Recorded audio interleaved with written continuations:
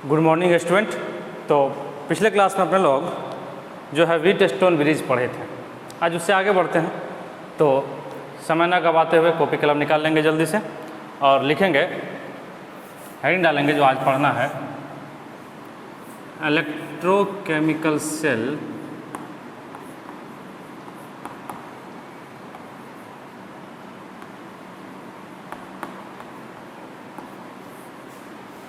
Electrochemical cell. जो आज पढ़ना है वो पढ़ना है इलेक्ट्रोकेमिकल सेल। चलिए हेडिंग डाल लीजिए जल्दी से, इलेक्ट्रोकेमिकल सेल। चलिए देखते हैं क्या होता है इलेक्ट्रोकेमिकल सेल। देखिए जो सेल होता है ना अपना सेल, जो पावर सप्लाई देता है। जैसे बैटरी है आपके पास, तो बैटरी क्या है? ग्रुप ऑफ सेल है, बहुत सारे सेल मिलके। जैसे आप बैटरी देखे होंगे तो बैटरी में देखे होंगे कई ढक्कन लगे होते हैं। आप अगर इस तरह से बैटरी देखे होंगे, समझिएगा बात को, अगर आप इस तरह बैटरी देखे होंगे घर में, अगर इन्वर्टर और बैटरी है आपके घर में तो देखे ही होंगे, वैसे सभी लोग देखे होंगे, ठीक है। तो इसके अंदर देखे होंगे कई ढक्कन लगे होते हैं, इस तरह से 4, 5, 6 ढक्कन लगे होते हैं, ठीक है।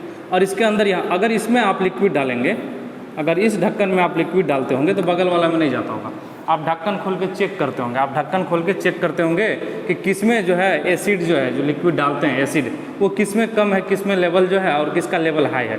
तो जिसका लेवल कम है उसमें आप इधर से लिक्विड डालते हैं मार्केट से लाके। अगर इसका लेवल ठीक है तो इसमें नहीं डालते हैं, इसका लेवल कम है तो फिर इसमें डालते हैं। तो कहने का मतलब ये हुआ कि ये जो है ना, ये सेल है, ये सेल है। और एक बैटरी के अंदर कई सेल होते हैं, एक बैटरी के अंदर कई सेल होते हैं। और मतलब बैटरी जो है वो ग्रुप ऑफ सेल है, कई सेल को मिलके बनता है। तो इलेक्ट्रोकेमिकल सेल, वैसे तो ये जो है इलेक्ट्रोकेमिकल सेल के बारे में डिटेल में आपको केमिस्ट्री में पढ़ाया जाएगा। बस हम इसका एप्लीकेशंस पढ़ेंगे कि इससे करंट कैसे निकलेगा, इसका वोल्टेज क्या होगा, टर्मिनल वोल्टेज क्या होगा, ईएमएफ क्या होगा, ये सब पढ़ेंगे। जैसे हम एक इलेक्ट्रोकेमिकल सेल बना लेते हैं,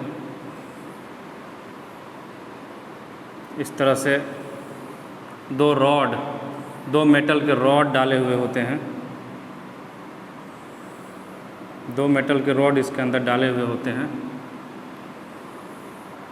इस तरह से लगा दिए, इस तरह से लगा दिए, ठीक है। इसके अंदर लिक्विड भरा जाता है, इसके अंदर लिक्विड भरा जाता है, इलेक्ट्रोलाइटिक सॉल्यूशन, जैसे कि H2SO4 भी होता है, CuSO4 भी डाला जाता है, अलग अलग सेल में अलग अलग डाला जाता है। ये केमिस्ट्री का बात है डिटेल में, ठीक है। कि H2SO4 डाला जाता है, किसमें CuSO4 डाला जाता है, ठीक है। सीधा इतना समझिए अपने लोग। ये जो है इलेक्ट्रोलाइटिक सॉल्यूशन है, ये जो है ये electrolytic solution, electrolytic solution, electrolytic solution, समझिएगा ध्यान से। यही जो इलेक्ट्रोलाइटिक सॉल्यूशन है, यही प्लस और माइनस दोनों आयन में टूटता है, मतलब कैटायन और एनायन में टूटता है, मतलब पॉजिटिव आयन और नेगेटिव आयन में टूटता है। खैर वो कैसे टूटता है, क्यों टूटता है, उससे कोई लेना देना नहीं है आप लोगों को केमिस्ट्री में। इसको मान लीजिए कि ये पॉजिटिव टर्मिनल है, इसको मान लीजिए कि ये जो है ये पॉजिटिव टर्मिनल है, लिख देते हैं। इसको मान लीजिए ये पॉजिटिव टर्मिनल है और इसको मान लीजिए ये नेगेटिव टर्मिनल है। मतलब ये हो गया पॉजिटिव टर्मिनल आपका बैटरी का। जब बैटरी आप देखे होंगे तो उसमें 2 टर्मिनल होता है, एक रेड होता है, एक ब्लैक होता है, ठीक है। तो जनरली रेड वाला क्या होता है, रेड वाला देख के समझ जाते हैं ये पॉजिटिव टर्मिनल, या लिखा भी होता है। आप अगर बैटरी को ध्यान देखें तो उसके ऊपर जो पोल होते हैं, उसके जो टर्मिनल होते हैं, उस पर लिखा होता है कि ये प्लस है और ये माइनस है, ठीक है। तो उसको देख के आप समझ जाएंगे तुरंत कौन सा प्लस है कौन सा माइनस है, ठीक है। ये इलेक्ट्रोलाइटिक सॉल्यूशन है। अब यहाँ से क्या करते हैं, बाहर से लोड कनेक्ट करते हैं, लोड कनेक्ट करते हैं, कहने का मतलब पंखा, बल्ब, यही सब कनेक्ट करते हैं इधर बाहर से, ठीक है, यही तो, ठीक है। तो ये लोड कनेक्ट कर दिए, ये लोड कनेक्ट कर दिया, रेसिस्टेंस आ। देखिए रेसिस्टेंस जो होता है ना, ये बल्ब, पंखा, फ्रिज, कूलर, एसी, यही सब अपना रेसिस्टेंस है। तो इस बैटरी से लोड कनेक्ट कर दिया। तो अब इसमें होगा क्या, ध्यान से देखिएगा। जो डायरेक्शन ऑफ करंट होता है, जो डायरेक्शन ऑफ करंट होता है वो पॉजिटिव से करंट चल के नेगेटिव में घुसता है। जितना करंट यहाँ से अगर आई करंट निकला है तो वापस घूम फिर के खेल कूद करके ये करंट जो है आई वापस यहाँ आ जाएगा नेगेटिव टर्मिनल में। मतलब जितना करंट यहाँ से निकलेगा इस लोड से, लोड को पार करते हुए, रेसिस्टेंस को पार करते हुए, फिर आई करंट नेगेटिव टर्मिनल में आ जाएगा। ध्यान से देखिएगा, सर्किट को क्लोज होना है, सर्किट को क्लोज होना है तो करंट जो है आप देखिए पॉजिटिव टर्मिनल से निकल के नेगेटिव टर्मिनल में आ रहा है, पॉजिटिव से नेगेटिव की तरफ जा रहा है। तो अंदर में जो है करंट किधर से होगा, देखिए यहाँ तक करंट आ चुका है, फिर इस मेटल से होते हुए इलेक्ट्रोलाइटिक सॉल्यूशन के अंदर में करंट का डायरेक्शन इधर होता है, करंट का डायरेक्शन इधर होता है, अंदर में जो है करंट का डायरेक्शन इधर होता है, तभी तो सर्किट कंप्लीट होगा। ध्यान से देखिए ना, कई लोग बोलेगा सर ऐसा कैसे हो गया, नेगेटिव से पॉजिटिव की तरफ हो गया, नेगेटिव से पॉजिटिव की तरफ करंट हो गया। तो ध्यान से देखिए, सर्किट का मतलब क्या होता है, closed end continuous path of current is called circuit. तो क्लोज्ड एंड कंटिन्यूअस, करंट का कंटिन्यूअस पाथ होना चाहिए। तो कंटिन्यूअस पाथ कर देखिए ना, करंट यहाँ से निकला इस तरह से चलते हुए रेसिस्टेंस से होते हुए, ठीक है। अगर रेसिस्टेंस अगर यहाँ पे ब्रेक हो जाएगा तो करंट पास नहीं करेगा। जैसे बल्ब का फिलामेंट याद करिए, रेड वाला जो बल्ब का फिलामेंट होता था, ऐसे ऐसे अगर बीच में टूट गया, अगर बीच में टूट गया तो ये बल्ब नहीं जलता था, जैसे क्योंकि करंट ही पास नहीं करेगा, करंट ही पास नहीं करता, कंटिन्यूअस पाथ होना चाहिए। तो यहाँ से करंट होते हुए इधर से आ गया, नेगेटिव में आ गया, चलिए यहाँ तक पहुँच गया है करंट, इस टर्मिनल तक पहुँच गया है, नेगेटिव टर्मिनल तक। तो यहाँ तक जब पहुँच गया है, यहाँ तक जब पहुँच गया है तो उसके बाद इस पे आना है करंट को, तभी तो कंटिन्यूअस पाथ होगा। तो यहाँ पे माइनस से प्लस की तरफ करंट हो गया, माइनस से प्लस की तरफ करंट हो गया। इसको बोलते हैं पॉजिटिव टर्मिनल। ये जो है ना, इसको बोल लेते हैं पॉजिटिव टर्मिनल, बोल लीजिए पॉजिटिव टर्मिनल,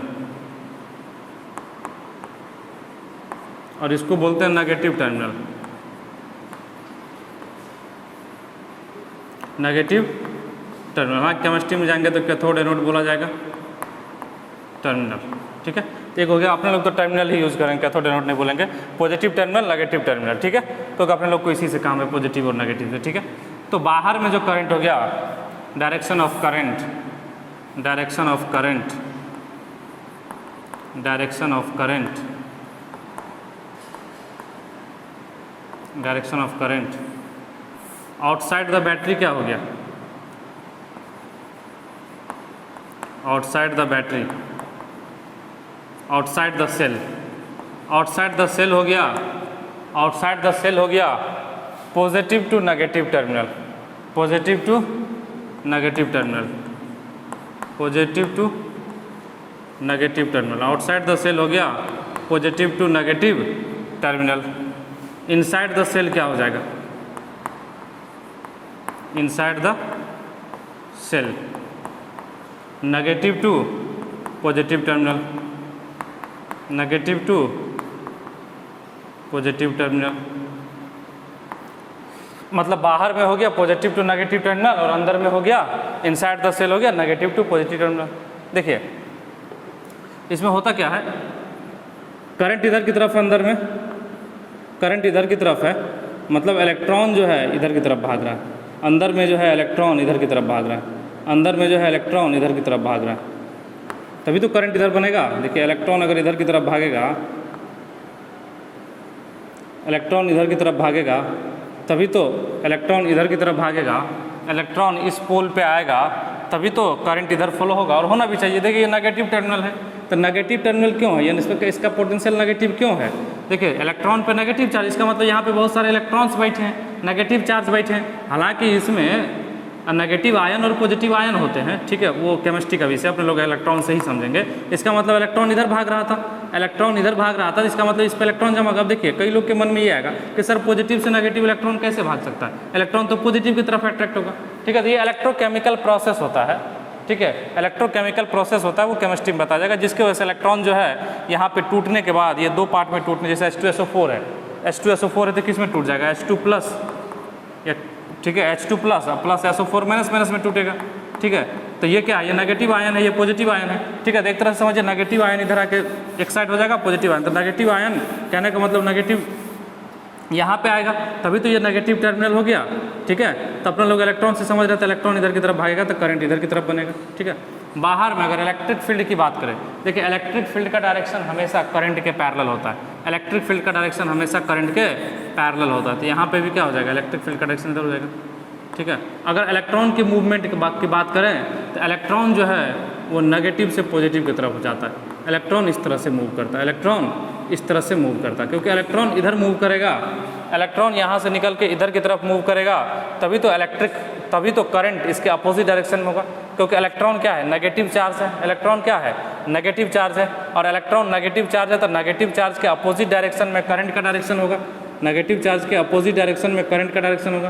तो कहने का मतलब इलेक्ट्रॉन यहाँ नेगेटिव से निकल के पॉजिटिव में घुस रहा है, इलेक्ट्रॉन यहाँ नेगेटिव से निकल के पॉजिटिव में घुस रहा है, जिसकी वजह से करंट पॉजिटिव से निकल के नेगेटिव में घुस रहा है। ये आउटसाइड द बैटरी है। अंदर की बात करें तो करंट जो है वो नेगेटिव से पॉजिटिव की तरफ है। क्यों है, क्योंकि सर्किट को कंप्लीट करना है। जब बाहर में इस तरह से हो गया तो अंदर में इधर की तरफ बनेगा।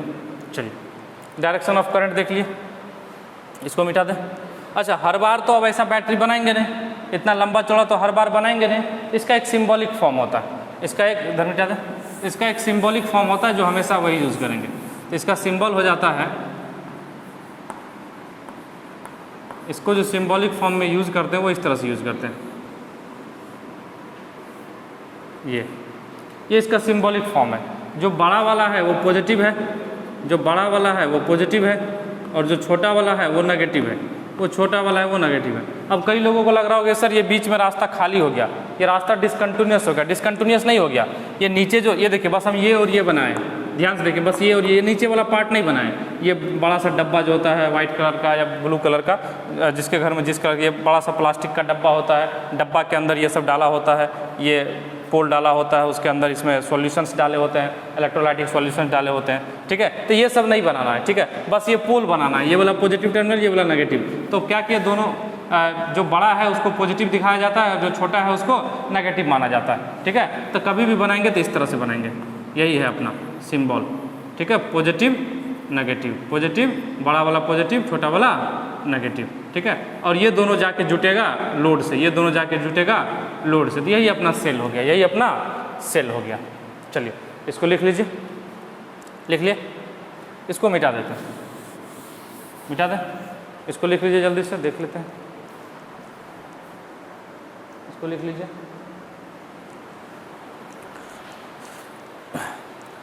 कैमरा देखना पड़ता है कि चल रहा है कि नहीं, ऐसा ना कि हम बोर्ड पे लिख रहे हैं और कैमरा जो है वो बंद हो जाए, ठीक है, इसीलिए। चलिए मिटा दें, यस सर मिटा दीजिए। अब बात आता है ईएमएफ। अब ईएमएफ किसको कहेंगे, समझिए बात को। ईएमएफ शॉर्ट में लिखते हैं ईएमएफ, ईएमएफ इसको डिनोट करते हैं छोटू, ये इस तरह से ई से, छोटू ई नहीं, ये वाला ई, इस तरह से घुमा के लिखने वाला ई, ये ई है, ठीक है। ई से ईएमएफ को डिनोट करते हैं, ठीक है। तो ईएमएफ जो है रियल में शुरुआत में लोगों को लगा कि इलेक्ट्रॉन भाग रहा है मतलब ये फोर्स है, शुरुआत में लगा कि ये फोर्स है। तो इसका फुल फॉर्म शुरू में इसको बोला गया था electromotive force, electromotive force, electromotive force, जबकि ये फोर्स वगैरह नहीं है। अभी पता चलेगा ये कोई फोर्स नहीं है, फोर्स का यूनिट तो न्यूटन होता है, फोर्स का यूनिट न्यूटन होता है, लेकिन ये कोई फोर्स वगैरह नहीं है। अभी पता चलेगा कि ये पोटेंशियल है, ये क्या है, पोटेंशियल है, जिसका यूनिट वोल्ट होता है। लेकिन शुरुआत में मिसकन्फ्यूजन की वजह से, जैसे कई आदमी होते हैं जिनका नाम होता है धनपत राय, जिनका नाम होता है धनपत राय, और वो भीख मांग रहा है। तो नाम धनपत राय है लेकिन काम उसका क्या है, भीख मांग रहा है वो। तो कहने का मतलब ये है कि नाम पे मत जाइए, वो मिस नॉर्म्स हो गया, मतलब गलती से जो है उसका नाम वैसा रखा चला गया, उसके कर्म के अनुसार नाम नहीं रखा गया, तो वही हो गया। ये इलेक्ट्रोमोटिव फोर्स शुरुआत में लगा कि ये एक तरह का फोर्स हो सकता है, ये फोर्स है, लेकिन आगे चल के पता चला कि ये फोर्स वगैरह नहीं है, ये पोटेंशियल डिफरेंस है। तो नाम तो रख दिया गया था इलेक्ट्रोमोटिव फोर्स, ठीक है। इलेक्ट्रोकेमिकल सेल की वजह से जो अंदर में फोर्स बन रहा है इलेक्ट्रोमोटिव फोर्स बोल दिया गया, लेकिन बाद में पता चला कि वो फोर्स नहीं, वो पोटेंशियल है। चलिए, तो ईएमएफ बोलेंगे किसको, सबसे बड़ा बात है ईएमएफ बोलेंगे किसको। तो ईएमएफ का 1-2 लाइन का डिफिनीशन है, वो लिख लीजिए, ठीक है। Potential difference between the terminals, potential difference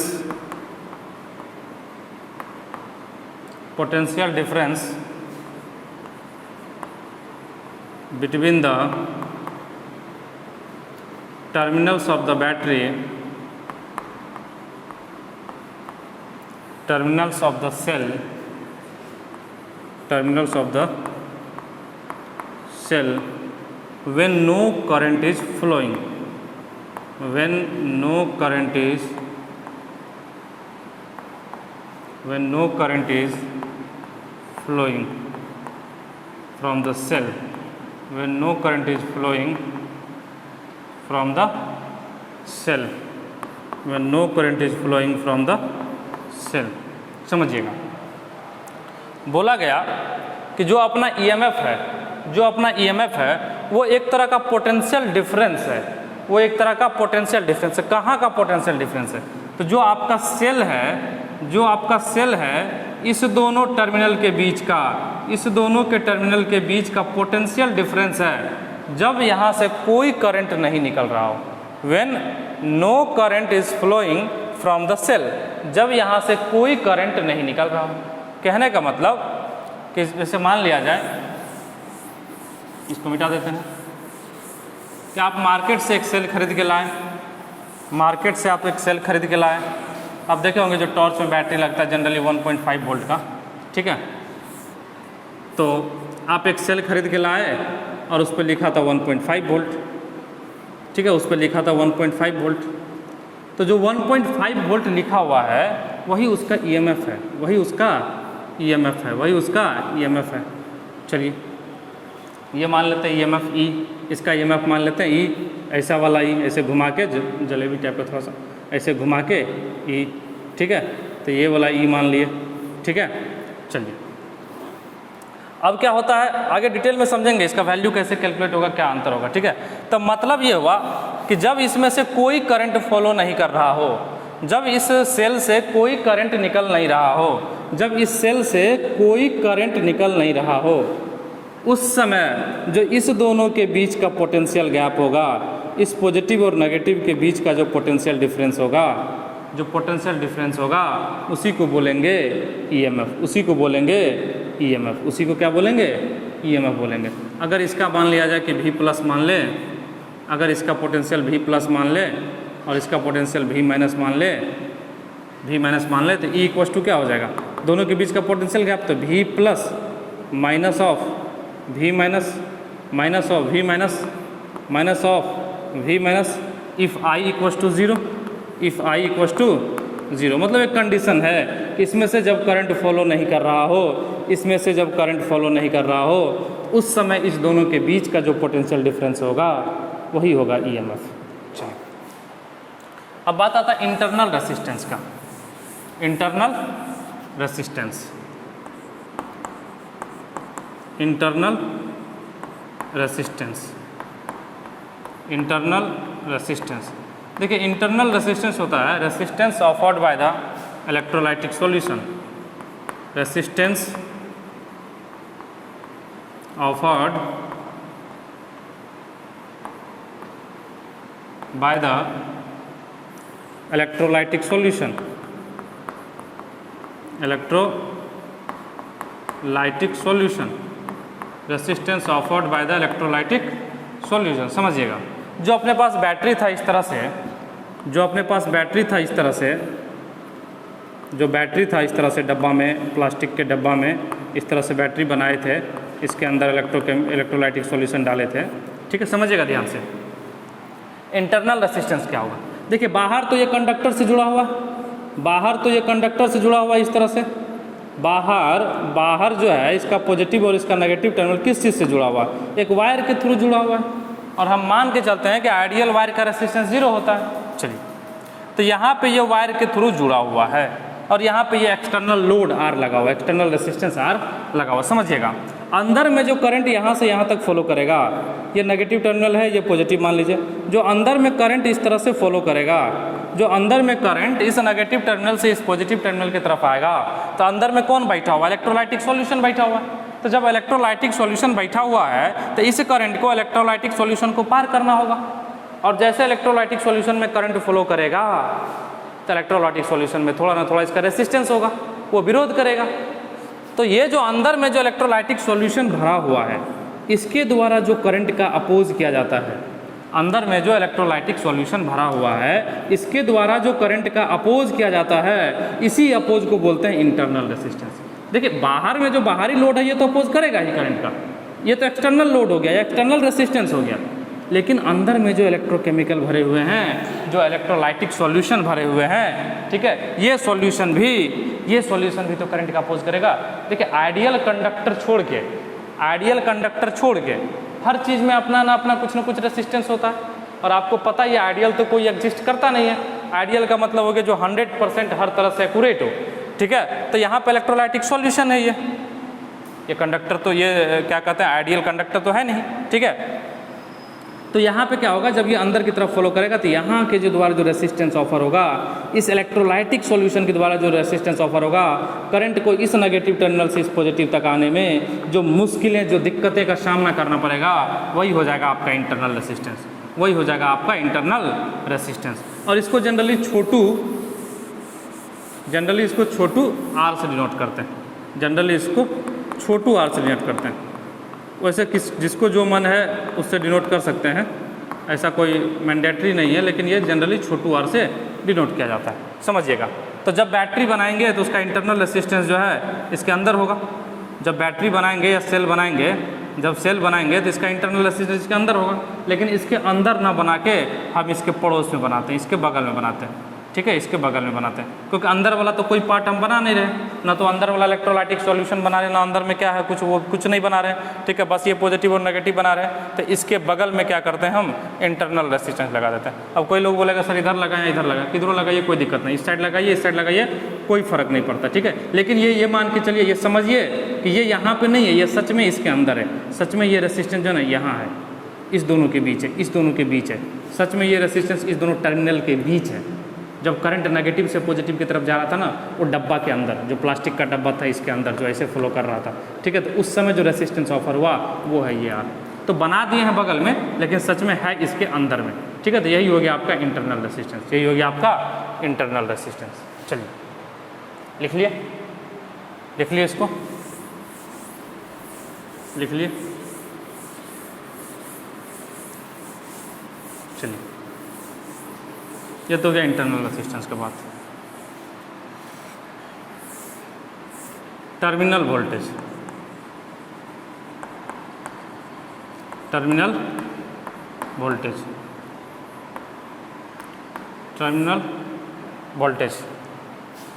potential difference between the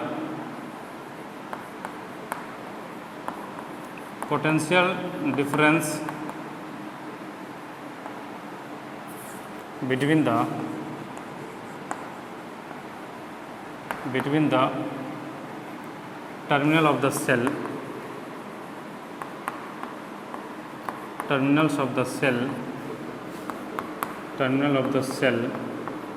when current is flowing through it, when current is flowing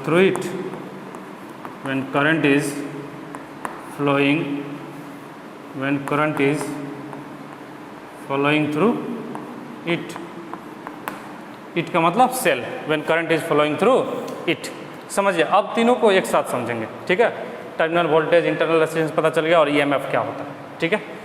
इसको लिख लीजिए, potential difference between the terminal of the cell when current is flowing through it, ठीक है। Terminal voltage तब का होगा जब अपने सेल से करंट निकल रहा है। जब सेल से करंट निकल रहा है तब जो उसके दोनों टर्मिनल के बीच का पोटेंशियल गैप होगा, जो पोटेंशियल डिफरेंस होगा, उसी को बोलेंगे टर्मिनल वोल्टेज, चलिए इसको लिख लीजिए, चलिए समझते हैं क्या होता है। ये तो चलिए इंग्लिश में लिख लिए, अच्छा लगा डेफिनेशन के लिए, लेकिन समझना, फील लाना ज़्यादा जरूरी है।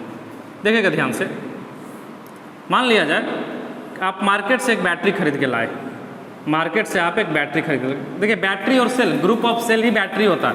इसलिए जब बैटरी बोले सेल बोले तो कंफ्यूज नहीं करना है कि सर पढ़ा तो सेल रहे थे, बोल रहे हैं बैटरी, अरे कई सेल मिल जाएंगे तो बैटरी होंगे, ठीक है। चलिए मान लीजिए कि इसका ईएमएफ ई है, और इसका इंटरनल रेसिस्टेंस आर है। हमको मार्केट में जब आपने बैटरी खरीदा और बैटरी का जब आपने डब्बा खोला तो वहाँ पे लिखा हुआ था कि ई जो है वो 12 वोल्ट है, ये ई जो है वो 12 वोल्ट है। और आपको साथ में ये भी पता चल गया कि इंटरनल रेसिस्टेंस 2 ओम है। मान लेते हैं ये इंटरनल रेसिस्टेंस जो है वो 2 ओम है, ठीक है। जो ईएमएफ है वो 12 वोल्ट है और जो इंटरनल रेसिस्टेंस है वो 2 ओम है। मतलब जो इलेक्ट्रोलाइटिक सॉल्यूशन जो ऑफर करेगा, जो रेसिस्टेंस ऑफर करेगा वो 2 ओम का है। ये आर इसके नीचे वाला जो डब्बा है, जो उसमें जो इलेक्ट्रोलाइटिक सॉल्यूशन है उसका रेसिस्टेंस है। चलिए, तो जब तक करंट फॉलो नहीं करेगा, आप खुश हो रहे हैं कि मेरे पास 12 वोल्ट का बैटरी है, होना भी चाहिए, क्योंकि आपने जो मार्केट से खरीद के लाया तो उसमें बोला गया कि इस बैटरी का जो ईएमएफ है, इस बैटरी का जो ईएमएफ है वो 12 वोल्ट है, ठीक है। आप खुश हो रहे हैं कि 12 वोल्ट का बैटरी है। लेकिन ईएमएफ होता क्या है? ईएमएफ वो होता है कि जब इस सर्किट से, जब इस बैटरी से कोई करंट फ्लो ना कर रहा हो, और अभी कोई करंट फ्लो नहीं कर रहा है। अब आपने लाया अपने घर में बल्ब जलाने के लिए, अब बैटरी लाए हैं तो कुछ ना कुछ तो करेंगे, कुछ ना कुछ तो करेंगे। तो आपने क्या किया, इधर से एक बल्ब जोड़ लिया। आप बहुत खुश हुए कि चलिए बल्ब जोड़ लिए, आपने बल्ब जोड़ लिया, यहाँ पे रेसिस्टेंस आर, ठीक है। अब आपको लगा जो हमने जो बल्ब जोड़ा उसको 12 वोल्ट का सप्लाई मिलेगा। आपने क्या किया कि इसको लगा कि आपको 12 वोल्ट का सप्लाई मिलेगा, 12 वोल्ट का सप्लाई मिलेगा। लेकिन जब आप इसके अक्रॉस वोल्टेज चेक किए, जब आप इसके अक्रॉस वोल्टेज चेक किए वोल्ट मीटर लगा के, आप देखे अरे ये क्या, ये तो 12 वोल्ट मिल ही नहीं रहा है हमको। बैटरी खरीद के लाए थे 12 वोल्ट का, बहुत खुश थे कि 12 वोल्ट का बैटरी लाए तो जो मेरे पास बल्ब है, पंखा है, उसको 12 वोल्ट का सप्लाई मिलेगा। आपने कनेक्टेड भी कर दिया, इस तरह से कनेक्ट कर दिया, करंट इधर से निकलने लगा, करंट दौड़ने लगा, इधर से निकल के करंट दौड़ने लगा। अब आपने क्या किया, वोल्ट मीटर की सहायता से इसका पोटेंशियल डिफरेंस चेक किया कि इस रेसिस्टेंस को जो हम इधर बल्ब लगाए हैं उसको कितना वोल्टेज मिल रहा है। तो आपको पता चला कि ये तो 12 वोल्ट से कम मिल रहा है। आपको लगा अच्छा दुकानदार झूठ बोला हमसे, कंपनी वाला झूठ बोला। समझिए बात को, उन्होंने झूठ नहीं बोला, उन्होंने कहा कि 12 वोल्ट जो है तब मिलेगा जब आप इससे करंट नहीं लेंगे। तो 12 वोल्ट का क्या फ़ायदा, जब करंट लेंगे ही नहीं तो बैटरी क्या हम आरती उतारने के लिए लाए हैं। कह रहा है कि 12 वोल्ट का पोटेंशियल तब मिलेगा, 12 वोल्ट का पोटेंशियल तब मिलेगा, वोल्टेज तब मिलेगा जब आप इससे कोई करंट नहीं लेंगे, जब इससे कोई करंट नहीं लेंगे। अरे तो नहीं क्यों लेंगे, बैटरी लाए हैं करंट लेने के लिए, ठीक है। तो हम सोचेगा अच्छा इसका मतलब कि इसका टर्मिनल वोल्टेज होता है कि जब इससे करंट निकलना शुरू कर जाए। इस पॉइंट को ए मान लीजिए, इस पॉइंट को बी मान लीजिए, इस पॉइंट को ए मान लीजिए, इस पॉइंट को बी मान लीजिए। तो जो टर्मिनल वोल्टेज हो जाएगा, वो हो जाएगा V A minus V B. जो टर्मिनल वोल्टेज हो जाएगा वो क्या हो जाएगा, यहाँ का पोटेंशियल। क्योंकि देखिए, अब ध्यान से देखिए, ये आर रेसिस्टेंस जो है वो ए और बी पॉइंट से कनेक्टेड है, ए और बी पॉइंट से कनेक्टेड है। तो जो V A minus V B होगा वही पोटेंशियल इस आर को मिलेगा, इस लोड को मिलेगा, ठीक है। तो टर्मिनल वोल्टेज हो जाएगा V A minus V B, V A minus V B. जब करंट फॉल, देखिए ए किससे कनेक्टेड है, इसके पॉजिटिव से, बी किससे कनेक्टेड है, इसके नेगेटिव से, बी किससे कनेक्टेड है, ये रियल में अंदर है, ये मत समझेगा अरे सर ये क्या बीच में रेसिस्टेंस, ये रियल में अंदर है, ठीक है। ये आर जो है यहाँ पे, ठीक है। तो ये किससे कनेक्टेड है, बी से। तो जब करंट फॉलो करना शुरू कर जाए, तब जो इस दोनों टर्मिनल के बीच का पोटेंशियल गैप होता है वही अपना टर्मिनल वोल्टेज होता है। तो इसको अगर ए माने हैं, यही ये तो यहाँ आ जाएगा, यही वाला बी उठ के यहाँ आ जाएगा। तो V A minus V B क्या हो जाएगा, टर्मिनल वोल्टेज, क्योंकि अभी करंट निकल रहा है, अभी करंट निकल रहा है। मान लीजिए आपका ये आर जो था वो 4 ओम था, आर जो था वो 4 ओम था, तो करंट कितना निकलेगा, सीधा सीधा समझिए, ये 4 ओम, ये 2 ओम, तो टोटल रेसिस्टेंस कितना हो जाएगा, टोटल रेसिस्टेंस क्या हो जाएगा, आर इक्विवेलेंट कितना हो जाएगा 6 ओम, आर इक्विवेलेंट कितना हो जाएगा 6 ओम, आई इक्वल्स टू क्या हो जाएगा 12 divided by 6 2 ampere, 12 divided by 6 2 ampere, ठीक है। मतलब यहाँ से करंट अभी इस केस में जब ये 12 वोल्ट हो, ये 2 ओम हो, ये 4 ओम हो, तो यहाँ से करंट निकलेगा 2 एम्पियर का। बहुत अच्छा, जब यहाँ से करंट 2 एम्पियर का निकलेगा तो इसके अक्रॉस पोटेंशियल मिलेगा 2 × 4 8 वोल्ट का, 8 वोल्ट का, और इसके अक्रॉस मिल जाएगा 2 × 2 4 वोल्ट का। इसके अक्रॉस कितना मिल जाएगा 4 वोल्ट का। कहने का मतलब हुआ कि इस 12 वोल्ट में से ये जो हमको दुकानदार ने बोला, जो कंपनी ने क्लेम किया कि मेरा जो बैटरी है वो उसका ईएमएफ 12 वोल्ट है, इस 12 वोल्ट में से 4 वोल्ट तो ये खुद दे खा गया। देखिए ना, ये 4 वोल्ट तो खुद ही खा गया, मतलब जितना था उसमें से 4 वोल्ट ये खुद ही खा गया और 8 वोल्ट ही हमको बाहरी सर्किट को सप्लाई दिया। मतलब जो हम बल्ब लगाए थे उसको ये 12 वोल्ट दे के नहीं 8 वोल्ट ही दिया। 8 वोल्ट ही दिया, और यहाँ पे क्या होगा, और यहाँ पे 4 वोल्ट खुद खा गया। मतलब घर में आग लग गई खुद के चिराग से, या घर को आग लग गई घर के चिराग से, एक लाइन सुने ना, तो वही बिल्कुल यहाँ पे घर में आग लग गई घर के चिराग से, मतलब ये रेसिस्टेंस जो खुद ही 4 वोल्ट खा लिया, ये आया था, ये बैटरी लाए थे कि हमको सप्लाई देगा, बैटरी लाए थे हम खरीद के कि हमको करंट सप्लाई देगा, ये हमको पोटेंशियल सप्लाई देगा, हमको वोल्टेज सप्लाई देगा, 12 वोल्ट का देगा। लेकिन ये ससुरा क्या किया, बोला अच्छा अच्छा हमसे सप्लाई लेगा, हम 12 वोल्ट तबे तक हैं जब तक मेरा यूज ना करो, और जैसे मेरा यूज शुरू करेगा हम 4 वोल्ट खुद ही खा लेंगे। तो ये 4 वोल्ट हो गया, इसका इंटरनल रेसिस्टेंस की वजह से लॉस हुआ 4 वोल्ट का, और बाहर में मिला हमको 8 वोल्ट। तो ये जो 8 वोल्ट है ना, यही होगा अपना टर्मिनल वोल्टेज। ये जो 8 वोल्ट है ना, यही होगा अपना टर्मिनल वोल्टेज। जैसे मान लिया जाए कि गवर्नमेंट का फंडिंग आता है, मान लेते हैं कि 100 करोड़ का फंडिंग आता है। तो जब तक इस पैसा का यूज नहीं होता है काम में, जब तक इस पैसा का यूज नहीं होता काम में, तो ये अकाउंट में दिखता है कि 100 करोड़ गवर्नमेंट ने फंड पास किया रोड बनाने के लिए, 100 करोड़ का फंड पास किया रोड बनाने के लिए, ठीक है। चलिए ये दिख रहा है कि 100 करोड़। लेकिन जैसे ये पैसा यहाँ अकाउंट से निकलता है, जैसे ये जब तक ये अकाउंट से नहीं निकला तब तो ये 100 करोड़ है, लेकिन जैसे ये पैसा अकाउंट से निकलता है रोड बनने के लिए, बनते बनते रोड आ जाता है 80 करोड़ का, रोड का वैल्यू हो जाता है 80 करोड़, रोड का वैल्यू हो जाता है 80 करोड़। तो 20 करोड़ कौन खा गया? अरे जो बनाया रोड, जो ये चिल्ला रहा था कि हमने 100 करोड़ का फंड लाया, हम रोड बनाएंगे, हम बिजली देंगे, हम पानी देंगे, उन्होंने ही 20 करोड़ खुद गटक लिया।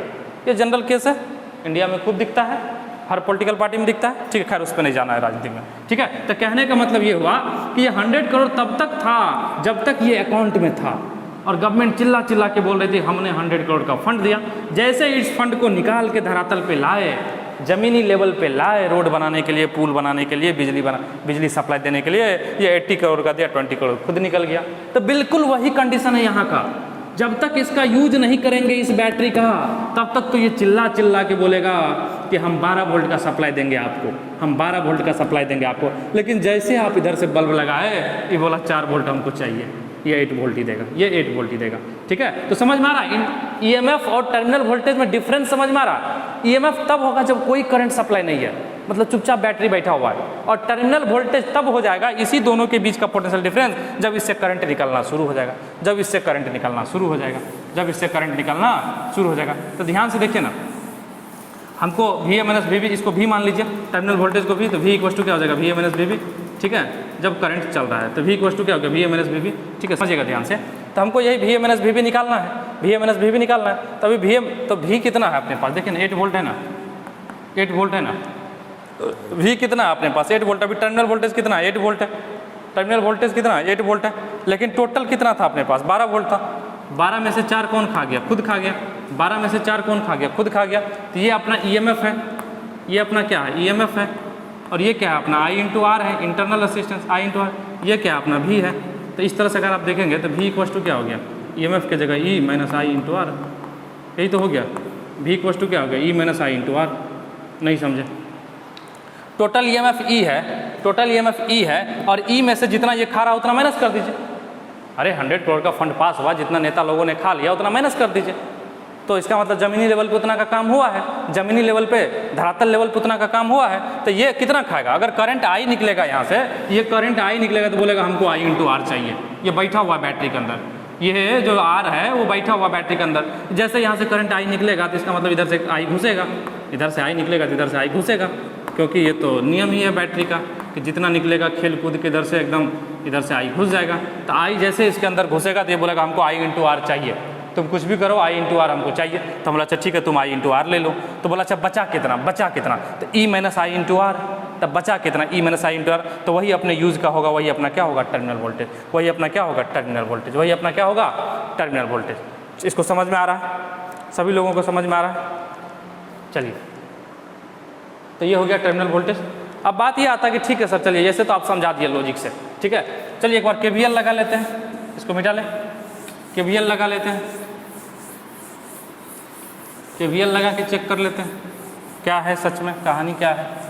KVL लगा लेते हैं, देखिए ध्यान से। मान लीजिए इधर से करंट I निकला, इधर से खेल कूद के हंगामा मचाते हुए वापस करंट इधर आएगा, आना भी चाहिए। इस पॉइंट को ये बोल लीजिए, इस पॉइंट को भी बोल लीजिए, जो कि पहले बोले थे। ये बैटरी का पार्ट है। कई लोग के मन में आएगा सर करंट निकला, ये गया किधर कि फिर वापस आ गया। अरे ये सर्किट का एक पार्ट बना है, ठीक है। इसका ईएमएफ मान लीजिए ई, इसका ईएमएफ मान लीजिए ई। चलिए बहुत अच्छा, बहुत बढ़िया। इस रास्ते पे इस डायरेक्शन में केवीएल लगा लीजिए, केवीएल लगा लीजिए। इस डायरेक्शन में ये पाथ है, ठीक है। इस डायरेक्शन में केवीएल लगा लीजिए, इस डायरेक्शन में केवीएल लगा लीजिए, ठीक है। तो वी ए यहाँ का पोटेंशियल क्या हो जाएगा, वी ए। यहाँ का पोटेंशियल मान लीजिए वी ए, यहाँ का पोटेंशियल वी ए और यहाँ का potential V B. A point का potential V A, B point का पोटेंशियल वी बी, तो ये वी है। चलिए करंट कितना है, आई है।